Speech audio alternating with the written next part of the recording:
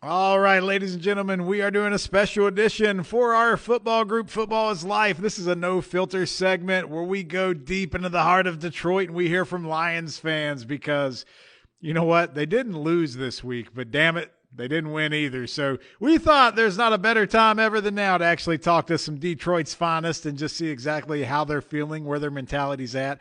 But we do want to let you know that this episode is brought to you by The Royal Fit. So if you're looking for personal, professional graphic design, whether you need mugs, t-shirts, stickers, banners, blankets, tumblers, magnets, anything, you name it, you can find it at theroyalfit.com. Don't overpay for shopping online at the conglomerates that are out there. Everybody's popped up all over the place. Go with a nice local small business in the Midwest. Don't overpay. And if you're a small business, you can save and you can support a small business at the same time by having The Royal fit your needs. You can find them at theroyalfit.com or send them an email at mrroyalfit@gmail.com. What is up? We Don't Know Sports Nation. Now is the time that we ask fans all across the world to take off the filter, rip off the Band-Aid, and tell everyone exactly what is on their mind. Ladies and gentlemen, it is time for No Filter. All right, ladies and gentlemen, we are back with a special edition of We Don't Know Sports. It's time for No Filter, and you know what? What a better group of guys to find and talk to than Detroit Lion fans, and that's where we're at right now. We scoured the country, and we even might have went internationally and found some Lions fans. So I want to welcome some guys to the show. You can see them on the screen right now. We got Nit Hopes. How you doing, Nit? I'm doing great, guys. How are you guys? I'm doing well, man. Where are you from, and how long have you been a Lions fan? I'm from Des Moines, Iowa. I've been a Lions fan since 1989 when I saw Barry Sanders run all over Iowa State right up here in Ames. And I was like, whatever team he plays for in the NFL, that's my favorite team without doing any research. If I'd have known that, I'd have been like, go Emmitt Smith or something. I don't know. But no, yeah. So you back the right conceptual horse as far as great running backs go. I'll give you that one. Wow. All right, let's go over to Trevor. Welcome to the show. Trevor, where are you from, buddy? I am from Northern Michigan, and I've been a Lions fan since birth. That's about all I've known as Lions. All right, and then we'll swing over to Brandon. Brandon, tell everybody where you're from. How's it going? I'm from Canada, Windsor. I've been, like you said, I'm a Lions fan since birth. We're like a stone throw away. That's our home team. You know, we're like mini Detroit out here. So I've seen it all since the Silver Dome, and my heart is still intact. I'm good. Don't let him. I'm going to help you. He told me he was so thankful COVID made it impossible for him to cross the international boundary, so he didn't have to witness. Yeah. So I'd still be there going. I'm that guy. I would still go. All right. So guys, you know, we just came off last week where you guys played the Pittsburgh Steelers, which that's a team I hate, and you didn't lose, you know. So I mean, wow. 2 weeks in a row. Hey, we're also undefeated in November, along with the Washington football team. There you go. That is correct. But we call them the Washington emails. Yes, the Washington emails. Oh, the Washington emails. That's a good one. We're going to That's a good one. logo for them. We got our submittal in to see if we can win that. But anyway, we want to talk about you guys. Now, I'm a Bengals fan, so I feel like you guys are like my cousins. Like I feel your pain a little bit, but you guys, you know, have endured a unperfect season before it, and this season, you know, it's definitely rebuilding. And I just want to start off and just kind of ask, and Nit, I'll start with you, man. Like, how's your heart and your head? You had Matt Stafford all these years. He was your franchise. He's gone now. Like, how does that feel just emotionally? Matt Stafford's great. Like everything he does, like he's not you see him, he's not an awful human being. He was the face of the franchise. A lot of fans blamed him over the last, 12 years that he was there, which is ridiculous, really, in my opinion. It was good to see him. I think it was good for him to see greener pastures, obviously going to LA. This year, I kind of went in with the expectations of like 2 wins, maybe 3. I just knew that they're young and there's no depth. And now they've played a lot closer than I thought they had, especially against like Baltimore. And I mean, only the Lions can lose on a 66-yard field goal that doinks off the crossbar and falls over, that's a Lions loss right there. Like, So, I mean, I'm not upset, and the team still hasn't seemed to fallen off. Like with Patricia the last 2 years, the team looked like they just gave up. They're still fighting for Campbell. They're still getting out there. Their defense it's just improving. And I feel like they got the right coach. They got to learn to win. And I think that'll come in time. So I'm not upset, frustrated. Sure. I mean, obviously everybody wants their team to win the Super Bowl, but they can only do one. So, I expected a low loss total. I was hoping to have at least one by now. So, Trevor, let me ask you, do you feel like Jared Goff might be a long-term solution, or are you just opining for the days of Stafford still? How are you feeling about the current situation? Well, I know we're all blessed. As a Lions fan, you've seen Stafford for 12 years. And for me, I mean, that is all I've really known as a starting quarterback. And no, Jared Goff's not the answer at all.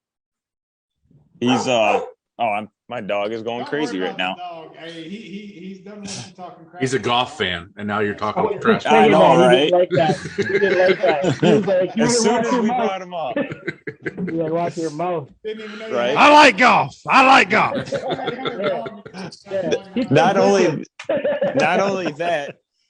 only that, but like Goff, he has not been able to complete a pass more than like 15 yards. Yeah. And when he does throw the deep ball, it's always contested or underthrown.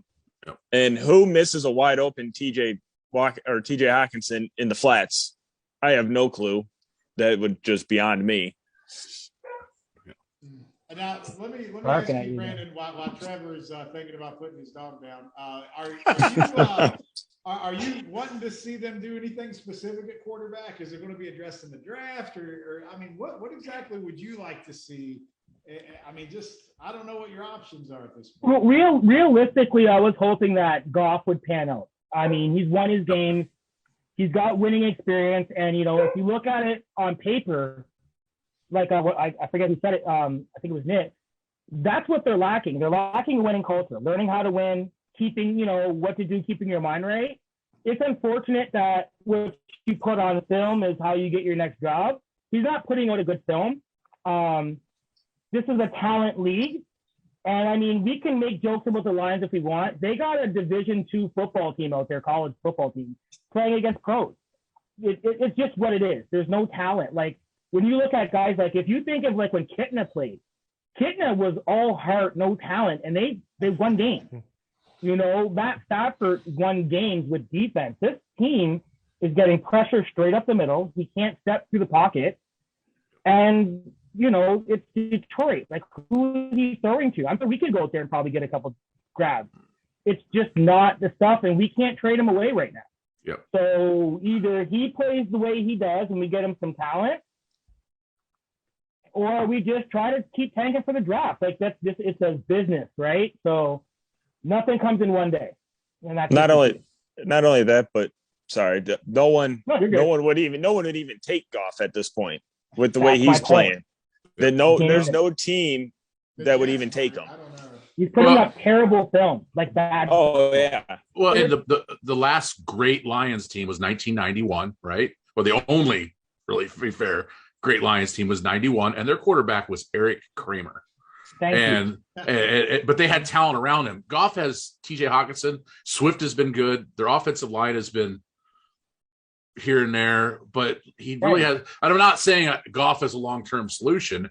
It's just the frustration part of he has nobody to throw the ball to. And TJ can do some, but he's got 4 catches in 3 games. I mean, let me ask you this, because you're a fan too. Do you think if Goff had another second, some of those passes would be completed? Because I do. No, I don't think so. I don't. I think some of his middle of the field stuff with his bread and butter. He's not throwing it down the field, but he doesn't even have time to do what he does. Sure. Well. And I don't. And I say this I don't think it's because of Goff. I think it's because the receivers are awful. They're the youngest team in the league. I mean, let's not forget that. So I don't necessarily blame Goff. If you watch the game Sunday, like, I have no idea what they were doing when they just ran and ran. Right. Yeah, but why is he in there? What, guys, sometimes I think what you're saying, it's not all in the quarterback, right? It's the situation you're in, and everything that kind of goes into that. So, like, I get that. No, I mean, I was at a birthday party on Sunday, and the game of the week on was the Steelers and Lions, because the local coverage here, we're in West Virginia, 3 hours from Pittsburgh. I was watching it, and I was like, they're tied 16-16. I'm not a Lions fan. I'm thinking, dude, Goff's balled out today. And then they put the stats up on the TV. Right. He hadn't even thrown for 100 yards yet. Right. I'm like, how many dink and dunks is this guy going to do? He didn't hit 100 yards till overtime. No. Yeah. Well, not only he hasn't had a touchdown pass in, 4 games now? Nope. I was like, what is this, high school football? What starting NFL quarterback making millions of dollars hasn't thrown a touchdown pass? Yo, Joey Wilson did better than that with the worst team. Fact. Right, and he's the that's seventh. And that's tough. He's the 7th highest paid quarterback in the league. That's insane. That's why the Rams traded him. But I want to ask. Like 2 teams. Well, hang on. Well, not only that, but if you go back on Goff's stats, he had one good year in with the Rams, and that was when they went to the Super Bowl. Every other year was a mediocre year. And thanks, Todd. Thanks, Todd Gurley. Yeah. And Todd Gurley. Hey, real quick, just because we kind of got a reference from Nip, and if you guys are old enough to answer this too, but I'm going to ask Nip because it's a good question. He dropped the Eric Kramer reference, so you gotta rank your '90s quarterbacks for me: Rodney Peete, Scott Mitchell, and Eric Kramer. Scott Mitchell had the most talent. I don't think there's any doubt about that. Yes, but for sure. Rodney Peete had the most heart. I love Rodney Peete. I go back to a line I'm going to say, and by all means, if I offend anybody, I'm sorry. It's like the smartest kid with Down syndrome. You know what I mean? Like that's really what it comes down to with those 3. Wow. I mean, where's the 5-second delay on that, bro? No, I mean they were backups. I mean, Scott Mitchell was a backup. He had one good game in Miami, backing up Marino, and the Lions brought him in. And then, Eric Kramer, I don't even know where Eric Kramer came from. I mean, when he left the Lions, I think he played for the Bears for a little while. Bears. It was awful. Who was the other? Was it Jim Miller and Eric Kramer on the Bears for a while? Yes. Yes. And then Rodney Peete, like his best season was at USC when he took second in the Heisman behind Barry Sanders that year. So, yeah. The next question I want to ask you guys, just kind of keep moving along here, because we've already mentioned Dan Campbell a couple of times, and we reference him quite a bit about biting kneecaps and things like that. And it's just fun, man. Like, he's like a cartoon character to us. He's pretty colorful, but you guys get to see a lot more than we do. You're probably checking out some of the post game stuff and whatnot. I want you to fill in the blank. In 5 years from now, Dan Campbell will be a playoff winning coach on somebody's football team. Will be maybe an assistant coach somewhere. Maybe. Will be a motivational speaker. No, I'm just kidding. No, I'm joking. Hey, we'll get him on our show, damn it. There you go. No, I'm going to be the optimistic I'd be down for that. And I think I'm 44, so I'm going to guess I'm older than the other 2 here. I'm going to be the optimistic Lions fan. I'm going to say he's going to be the head coach of the Lions, and they're going to be a first place team in that division. There's just something about him. The players play for him. I think they'd run through a wall for him, even at 9-1 or whatever they are now. Like, I truly believe that. I mean, they still play hard. Yeah. Can I add to that? Sorry. Yeah. They took away my coach, Jim Caldwell. He turned my team into a winning team. That's my coach. Mm-hmm. Black, white, yellow, 5'10". He turned my team into a winning team. When they took my team away from me and my coach and gave them to stupid ass Matt Patricia, I thought it was going to be bad forever. The talent was flying out of there, nobody's business. Dan Campbell came in and took the sandlot and was like, listen, we suck. We know we're going to suck, but tell you what, if you play like this and learn how to play like this and we get you talent, if they put the talent on any other team that they have with the Lions right now, you could just do like a fantasy draft with that mentality. They're first place team, no problem. Let me ask you this. What about his the draft picks then with Dan Campbell, who he's been picking and stuff like that. Because in order for him to be a playoff winning coach, you need to draft well. They have hit. I'm sorry.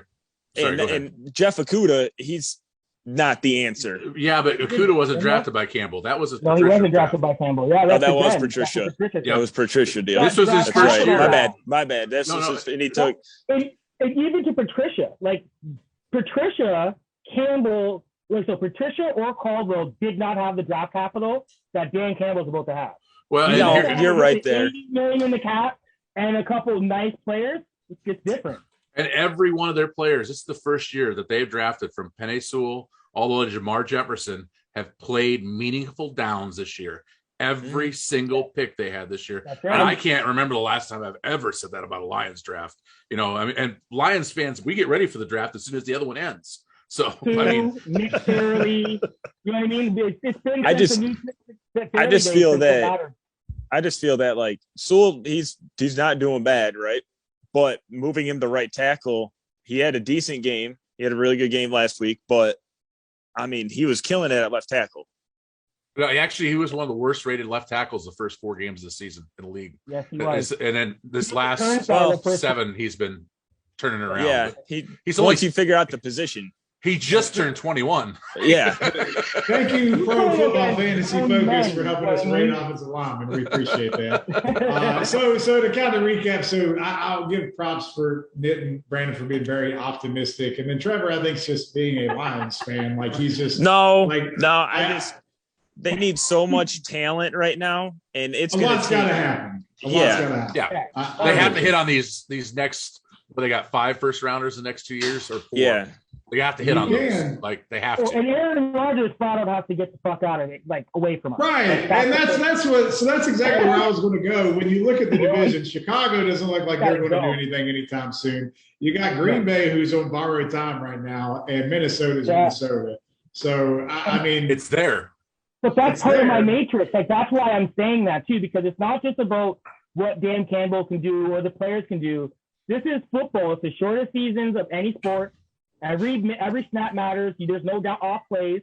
It's got to be every single thing. Like 4 or 5 people got to get hurt on the team. A couple people got to have some 65 yards bullshit field goals that go in. And right now, Brandon is doing the always sunny from Philadelphia thing where they're drawing the lines and all that stuff. It's going to happen. I see it. But to jump on what Nit said, yes, they have to hit on these drafts.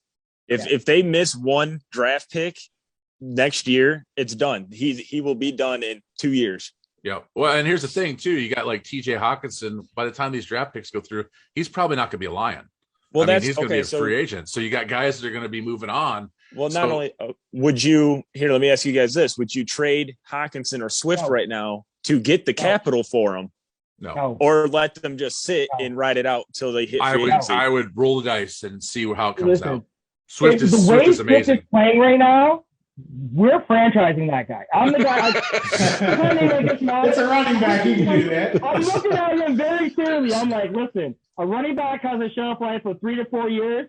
We're gonna keep you here about 1,200 days, my dude. Right. How is it that you couldn't get one running back the entire time you had Stafford, and now you have a running back the year he's gone? Or he had him last year. I got a question for you guys. If Stafford stayed with Dan and this team, then what? Because we don't get draft, we don't really keep much. Do you think Stafford could have? Because there's passes that Josh for missing that are changing games. If we still had Stafford, we'd have, I'd say 2 or 3 wins right now. Probably closer to 3. I was going to say 2 myself. Yeah. So here's the deal, which solves the point of they had to trade Stafford. Like 2 or 3 wins, and he's at the end of his career. I mean, he is. And we have capital because we're not. Got to get the capital right, and it's a full rebuild. The next question I have for you guys, and I'll go to I'll let Trevor start this one off. And I sent this to you guys just to ask. As a Lions fan, there's probably a lot of things that you wish you could change in history. Maybe it is keeping Matt Stafford. I don't know. But if you could go back over the time you've been a fan and there's one thing you could change, what would that change be? Starting Dallas playoff game. I would take that shit away right now. No, I would pick that flag up or whatever it was. that I'm like, yeah, so get it right. Get it right. thank you for bringing that up. So there's Right. two of them. There's that one, the Dallas one, and then the Seattle Seahawks game where they punched the ball out the back of the end zone. Not only that, but the Dallas one. So not only was that pass interference, the flag was picked up. No one ever talked about Des Bryant running onto the field with no helmet on, which is an instant penalty. At least what I thought would be an instant penalty. Yeah. But that's against the Lions. But yeah, they had time. They could have still held them, but it was a momentum changer is what it was. Once you're in the place. Yeah. That too. That was terrible. Bad days. Yeah. We lost Slay. We lost Quinn. Glover Quinn. We lost Conry Diggs. Who's having a hell of a year. Darius Slay. So like. Oh wow! What is you're he making had? me feel bad for you now. Darius Slay's had 2 fumble recovery, ran for a touchdown in the last, I think, 2 weeks, like one each game. And he hasn't been great, but he's still better than what we got. Yeah, you can't keep looking at stuff like that, man. You're just going to hate yourself forever. But let's go to Nit. You got to give us what's the one thing you want to change in Lions history. Ownership. Straight up ownership. Like, I'm sure they're wonderful people. I'm sure they're amazing people, but let's be fair. Since the Fords bought this team in 50, I think 56, because their last title was 57. They traded Bobby Lane, and it's been just they can't keep. I mean, they kept Matt Millen, I love Matt Millen. Let's be fair, I love Matt Millen, not as a GM, but as an announcer, and he's brilliant. But just as a GM, he's like terrible. Rex Ryan. You like Rex Ryan as a newscast or a sportscaster or whatnot on ESPN. Couldn't coach a game to save his life. Matt Millen was a GM for the Lions for 7 years, which was 5 years too long. Mm-hmm. So it was that long. He should have even never got the job. And if they would have interviewed anybody, he wouldn't even have got it. Yeah. They came up like your buddy at the gas station, like, "Oh, you want a job? What? Yeah. What are you doing? Football?" That's exactly what Bob Quinn did with Patricia. And let's say every trade that we've had for the last 5 years, they're all Patriot players. Yeah. Well, one more. Can we? I said, what's that? I mean, Prater. Cut Prater. Oh yeah, we would have won that game last week. Well, and the other thing is too, is you guys brought up like Green Bay's in our division. Green Bay is one of those teams, and we all hate the Packers, right? I think we all fair. They're just not going anywhere. But the problem is, it's Green Bay. Who bought stock, guys? Right. It's Green Bay. It's Pittsburgh. It's New England.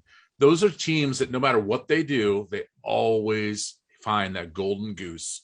It's just the mentality of the team. You're coming in, you're putting that uniform on, and they just go. And it doesn't matter who you got. I guarantee you, Aaron Rodgers leaves, Jordan Love will be an MVP because that's just how it works with Green Bay. I might commit suicide. I hope not. If that happens again, I will commit. Smoking like a true Lions fan. I'm serious because when Brett Favre was breaking our back, I remember a day I was sitting there having a beer going, shit, he's going to be gone soon. It's going to be different. Who's that? Like, because they weren't talking about Aaron Rodgers on purpose. Like, I didn't know this guy from SoCal was going to come and just break hearts. And then here's this fool coming out here just hurting my feelings every week. Or you look at Pittsburgh and their defense last week. All those guys are late round picks, and they just come in and they're just good. Like, I mean, look at football though. It's what we lack the most. Systematic football that doesn't matter. Plug and play.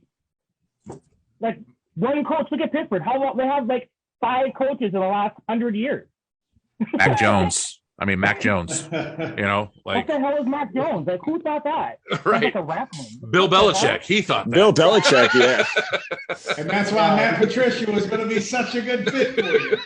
But Matt Patricia is the what is he? Some special talent dude with the Patriots now. Yeah, he's back with the Patriots. He's definitely got rid of my favorite defensive players. Our backfield, like Quandre Diggs, Darius Slay. He drove around on what's one knee up on a fucking 4-wheeler, pardon my language, in the field and fucked my team up. Don't like that guy. and I'm the one I believe with going back to Jim Caldwell. I thought at the time a change needed to be made because I just didn't think he was the guy to get us over the hump. I was glad where he got us, Very consistent. It's right, but the problem was, be careful what you wish for, because the grass is not always green on the other side, and that's exactly what happened. So turning back the clock, would I love to go back to Caldwell? Absolutely, it was consistent. But I think they're not for long though. Like you see them out, right? So you look right now, what defines over the hump? Over the hump in the NFC North is literally Aaron Rodgers breaking his neck, because you need 11 wins. Yep. So like 9 and look 7. what happened you know the years Rodgers was out. With 9 and 7, we can't. Yeah, we haven't even won 9 games in 3 years. Like it's just, we need Aaron Rodgers to break his leg. I like him, but I'm sorry, buddy. That's our problem. He's got to go. Guys. Here's the deal, guys. I know you're all Lions fans, but at the end of the day, the Packers have had 2 Hall of Fame quarterbacks in the last 30 years. They've only won 2 Super Bowls. So get your heads out of your asses. What are you going to do next? But the thing is, he does enough just to beat us, and that's all that matters. Yeah. Right? Because the playoffs go. Look when you have teams that go to the playoffs with 7 wins. You got Aaron Rodgers, he's going to win 10 games. We have to have 11, 12 games, and that's hard. Because Minnesota, like when we play Minnesota, they're averaging like 8 sacks against us some years. You know, we've had just quality talent at some point in our division. We've had legends like Chicago, legendary defense. Like, you know, Minnesota had Grady Moss lighting us up 200, 300 yards a game. Like these Brand University. Gold jacket. and we had, and I hate when people say, "Oh, well, you guys had Calvin," and I'm like, "Yeah, we had Calvin, but at the time we had no defense when we had Calvin." Right. You know, you can only do so much with a Hall of Fame wide receiver. And look there's something the Fords messed up there. That matters. Yeah, the Fords messed that up. Instead of getting something for him and letting him go somewhere else like they did with Matt Stafford. I'm not Calvin Johnson to me is kind of that enigma of, you signed a contract and then a year later you went out. Like, so I don't really have sympathy for him, but I get it. But if the ownership was smart, they'd have traded him away. They would have got more for him, but they got nothing for him. Which actually, to be fair, I think you guys watched Stafford and made him a better quarterback, because it wasn't just go deep and throw the ball. So there's an issue with the organization when you get a trade go through for Rob Gronkowski and he announces his retirement. Let's be real. Right. Because nobody wants to come here. I mean, even Dave Snacks Harrison, who was traded here, retired basically because he said he wasn't going to play. And then once his retirement went through, signed with somebody else. So, I mean.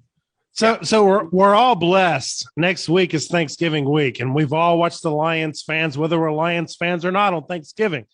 You all have somehow found a way to run off 2 of the most talented players at their position, arguably of all time, in their prime. Yep. Barry and Calvin. I'm not saying they were the best, but arguably the best. Yep.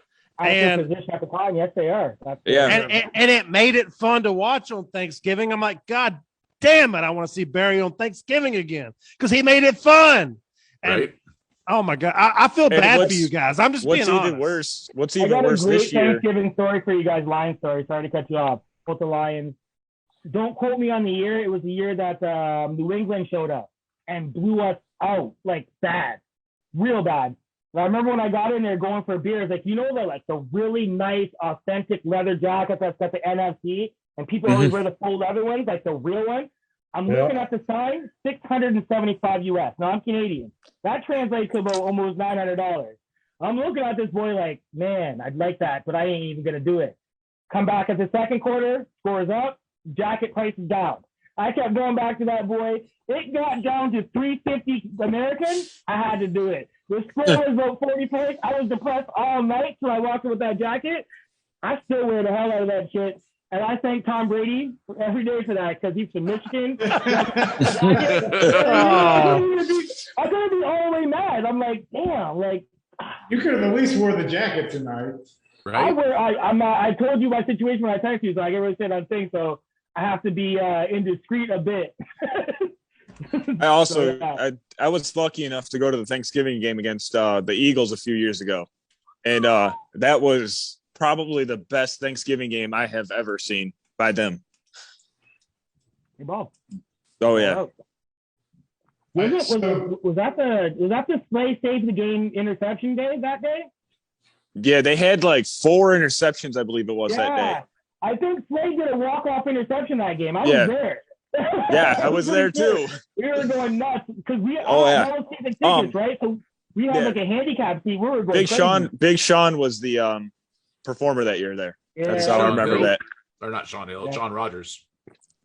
Oh yeah, I remember him. Let me transition, guys. We did have some fan questions that popped in on our social media. So if you go to the Football is Life group, we had some people kind of rally around the questions for you 3 Lions fans. So we'll just start. Yeah, I'm just going to start with the first one. So Dave Tamachiro asks, why do you still stick around with all the abuse from the refs, the ownership, and just being a Detroit fan in general? What makes you still stick around? Who's that go to? Because I could go there. I think loyalty. I think for me, it's just it's loyalty. It's like, I mean, that's all I've known growing up. And like I grew up in Macomb County, so that's down Michigan or southeast Michigan, sorry. And 30 minutes away from Detroit. So I mean, who else am I going to watch? Right. What else am I going to do? So I watched Lions and watched them and grew up to the point even when I was in the military in Fort Hood, I'd go to a bar just to watch the Lions game every Sunday. Like that's how committed I am. And I'm 2.5 hours from Kansas City, and I got to deal with that all the time. Oh, so that's even worse now. Right. So that makes you a real fan. Oh goddamn. Right. So I mean, it's just that loyalty, and I figure that the moment that I'm like, I'm done, then next year they'll win the Super Bowl, and they'll be like, nope, can't be a fan anymore. So all right. So since you guys are so loyal and you're sticking by your team through thick and thin, Adam Mangold wants to know at which point during the games do you switch to paint thinning? Oh God! I just start from the beginning. That's the first comment on there. Someone says we just start at the beginning that way. So I'll ride the high. No, what was that question? I didn't even hear it. At what point? He wanted to know when you started drinking paint thinner and was poisoning yourself. So, Christopher Bork. When I wake up, Christopher Bork just asks, "Are you okay?" Oh yeah. All right, they're doing fine. All right, that's good. Yeah. Are you more excited or sad with the tie? Eric Larson wants to know. That's a good question. If they win another game, it depends if they mess up that first round pick, that number 1 pick or not. Because technically, with Houston having only 1 win, although they've got a really easy schedule, they could probably get another win. If the Lions win one more game and Houston stays the same, they actually drop to number 2. So for me, I feel like I completely lost train of thought there. My bad. What was the question again? Paint thinner's kicking in.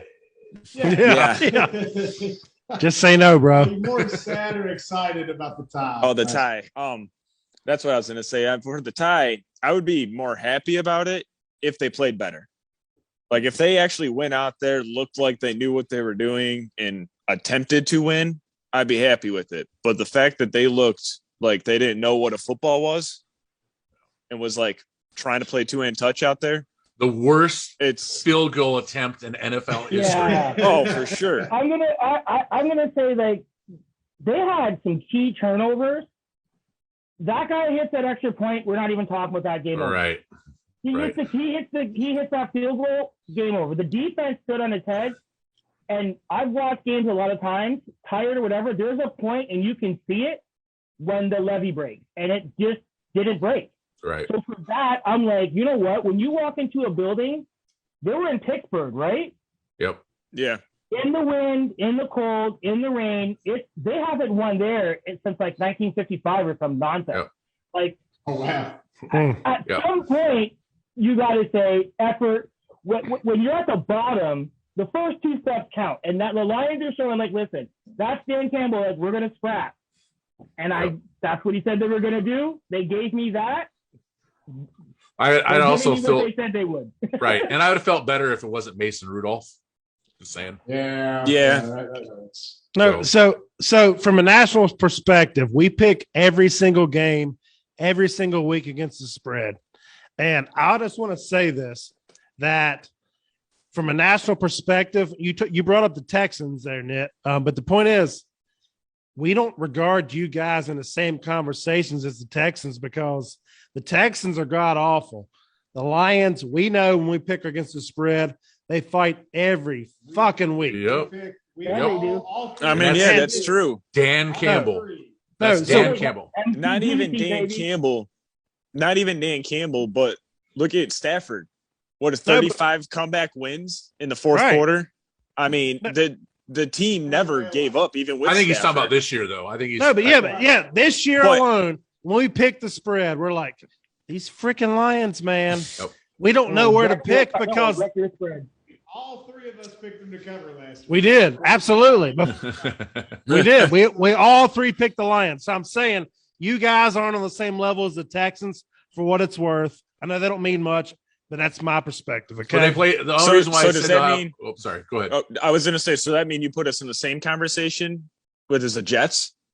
Hey, you know what? That's a great question because you must be looking at my sheet here. Yeah. Next question. Bruce Walker wants to know: are you going to see improvement before the Jets do? Yes. Yes. We already are. Yes. Week to week, we already are. Yeah, we are. That's a Chicago should be worried, and I say that not like they're good. Just if they walk in there thinking they're getting a W and trying to get their shit back together.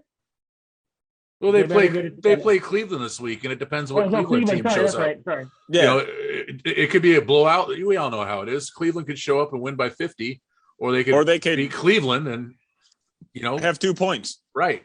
Have a safety. Defense scares the hell out of me. It's so inconsistently awesome that it's weird. Mm-hmm.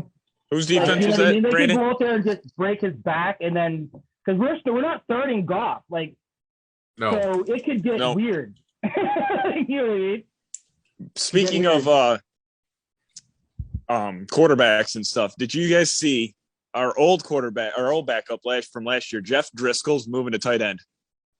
Jeff Driscoll's still in the Texans so much. The Texans are moving so much about the Lions. Yes. Wow. They had a tight end playing quarterback for them, essentially. Like I said, the Lions and the Texans aren't in the same league. All right. So I do got one more fan question we got that came in from Jamie Ranch. Wants to know, do you guys remember back in 2011 when you started 5-0? I think that was the year. Was it as good as it felt being a fan then as it does now? Yeah. For me, it is the same. It's all part of the same. Life. Yeah. Although we did have Kid Rock singing at halftime, which is pretty awesome. Yeah. That's true. But ultimately, it's the same thing every Sunday. I wake up, I clean up a little bit, and I got to be home for 1:00 for the Lions. That's great. It's the same thing. My life is booked around Lions during that time of year. I told you guys family functions. Yep. We drove back from Chicago. We had a family get together in Chicago a couple weeks ago, and I literally had my phone up on the windshield of the holder. I was watching the Lions game as we were driving. I haven't missed the Lions game in 20 years. It doesn't matter how bad they are. They're always on TV. Like my wife knows the Hawkeyes on Saturday, the Lions on Sunday. Whoa now. So, go blue. It's all about dude. All right. So we're having technical difficulties here. Some of the Royal Lions fans have lost their damn mind. Oh. Hey, remember, you guys are all Lions fans. Right. Dude. I know. I got to get that post. He said it. I got to throw it out. That's a whole nother podcast about Michigan. That is. You got to understand that. That's a thing. You can't just throw that out there. Hey, brought up Kid Rock, man. Y'all just got to win a damn game so he can sing about Walleye from the dock. Y'all got to win some games. Right. That's what I'm saying. When you're a Lions fan, it's a lifetime thing because every Lions fan on here will say, and he said it the best, like the worst fear of a Lions fan when you finally decide is like, I was almost a Seattle fan. I'm damn near a Rams fan right now, but I'm a Stafford fan, not a Rams fan. Yeah, Don't do it. Don't do it. And he's my guy. He gave me 13 years good ones. I gotta love him. Yeah, but the more he loses, the better draft pick we get. I'm just saying. That's true. That's true. That's why he can still help me. That's what I'm saying. He can still be my quarterback. But when you're a Lions fan, the biggest fear is when you finally give up, they're gonna win. That's like every Lions fan's fear, and it's almost like it's like psychodramatic. Like you just know. And when we win, trust me, there will be no bigger party. Right. And Dan Campbell, If it's Dan Campbell, he'll never pay for another meal in the city of Detroit again. Ever. Never. And if it- God. And if it's up to He'll Dan, be a god. Facts. and if it's up to Dan Campbell, it'd be snowing all the time in the Motor City too. Hey, You playing that's my guy, man. That's my And guy. here's the other thing: I can't leave the Lions because every year for Christmas, the last 10 years, my wife and kids get me Detroit Lions something. Like last year, it was a pair of Oakleys with a Detroit Lions thing on it. And I'm like, you guys got to stop buying this because I can never leave the team if you guys keep buying me all this stuff. They don't want Every that year, focus. I know what you're saying. Every year, because I'm a vet, I get the salute to service stuff. Yeah. So I know what you mean. Got a question for the guys that are homers. What my best friend has been saying this to me my whole life. Like he's the guy that I talk my sports with. He says the Lions should not be a dome team. We're outside in the cold. It could be an advantage. Now, mind you, no one's going to go to the games to go outside and watch Lions lose. There you go. However, That's the reason. That's the however, reason. it's a fact. But no, from a like tactical advantage, that might translate to more wins because it does in Green Bay. You It think definitely that- does in New England. What I would Doesn't do, in Chicago. what I would do though, if you were to look at something like that, do it like either how SoFi is or the retractable roof. Boom, yeah. So that's what I The would do. weather in Detroit is always cold. You live in it, you walk in it. Well, here's could the be an thing. advantage to us, I think. I'm also 3 hours from Minneapolis, right? Yeah. So I've been to quite a few Vikings Lions games, Yeah. and they all the Vikings fans. To be fair, the only place I've ever had problems is Chicago. They're the worst fans in the world. I'm Yeah. sorry. I've So had beer they're just- thrown at me. I got kicked out of a Monday nighter fighting a Chicago game. That's a true story. So, but Minnesota fans always been great. But Wow. last time I went to Where was Minnesota was before the Kentucky- new stadium was built, and they were playing at Gophers Outdoor Stadium. Oh yeah, I remember that. And it was like November. No way. I would never do an outdoor thing again. Absolutely not. It I've was never been to a Michigan game. awful. Oh, Michigan games, they're something else. And I live in It's Iowa, insane. and it's cold here all the time too. So Don't do that. To jump on so- your to jump on Brandon's comment about fighting at games. I was at the Malice at the Palace game when that happened, and that was insane. We got to hear about that real Gorgeous. quick. So just how close were you to the Malice? 200, section 200 at the Palace. 200 is like the middle, your legendary. second tier there, and just sitting there and Oh, seeing wait, it. And no, at no, the no. time, You're the guy that threw that water bottle. Yeah. yeah. You're the That's me. unanswered water bottle. yep, No. But yeah, dude, it was insane just seeing that because I was like, I want to say 12, 13 when it happened, and like just seeing that, I'm like, oh, he's down. World Are meta they peace. supposed to be up there? And then Stone Cold Steve Austin came out next. I don't know. So guys, I know this much. When we start talking about whether or not we should be playing indoors or outdoors, and now we're referencing the mouse and the. I miss the NBA like that. You know, it's all good That's stuff, good but NBA. That's good NBA. I think we're getting into the portion where we probably got enough ammunition for another show. So I did want to wrap up, guys. I hate to cut you off, appreciate man. You guys yeah. are phenomenal. So to Nick, to Brandon, to Trevor, like, man, we just appreciate y'all's fandom and the fact that we were able to bring you guys together, and we really just sat back and enjoyed it. Dude, they're all great. I love them. Oh, They're great. For you guys, We got to to bring them benefit, back. Like, I'll you do guys it call that though. Like, Anytime. It doesn't when have to I be saw about the Lions. post, Football. and I Just saw that anytime. you guys were just pulling randoms, I'm like, man, that's the greatest thing ever. Just like regular ass dudes that are sitting yeah. on the bar talking shit. That's the Look, best kind. Greatest we thing I've love- heard of my life. That's essentially what I feel like I'm doing. We love the fans. That's what we do. We want the fans' voice. And it doesn't even have to be, I'll come back anytime. It doesn't have to be about Lions. It could be about football, Yeah. basketball, hockey, baseball. Underwater basket weaving. I mean, I'm You in. guys Like- are my fun. Like Verlander's close to signing with the Tigers again. Carlos Carrera is coming to Detroit. All right, so listen, all three of you guys, if you're not my friends on Facebook, Greg Rawlings, look me up, send me a friend request, and I'll make sure you come back on in the near future, okay? Yeah, Awesome, All guys. right. And keep You your got to eyes do a peeled. show on that NBA Jam, though. That's a topic. Don't sleep on that. Hey, listen. That's a It's thing not in a- itself. We're going to fly your ass down here from Canada, and we're going to beat your ass. How about that? Oh, listen, let me explain something. I'll tell you what I told my kids.